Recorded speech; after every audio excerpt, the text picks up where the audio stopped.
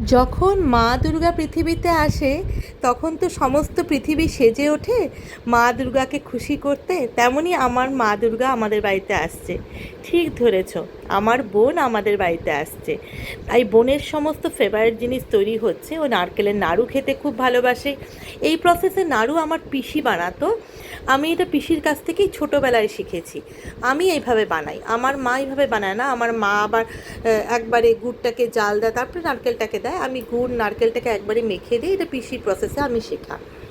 তো আমার বোনের সব ফেভারিট জিনিস হচ্ছে ওর জামাইবাবু।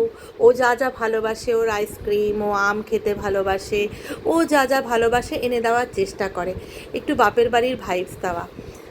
আর এটাই তো মানে আমার বোনই আছে, যে আর তো কেউ নেই। তো আমি আলিপুরদুয়ারে কিছুদিন আগে আমি ওর বাড়িতেই গিয়েছিলাম।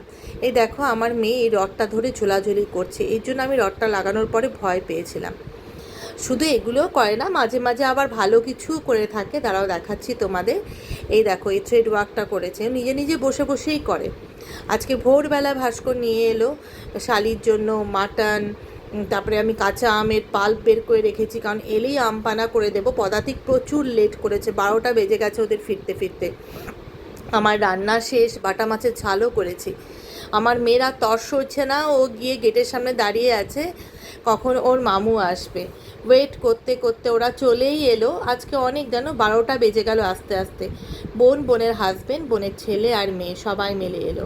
বোনের মেয়ে এখন কিছুই খেতে চায় না, তাও জোর করে হোয়াইট সস পাস্তা একটু করে দিলাম।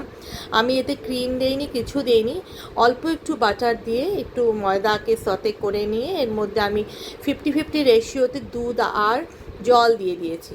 তার মধ্যে আমি গ্রিন ভেজিটেবলগুলো দিয়ে দিয়েছি, বয়েল পাস্তা দিয়ে দিয়েছি, আর একটা স্লাইস আমি চিজ দিয়েছি। সেদ্ধ হওয়ার পর এটা আমি দিয়ে দেবো।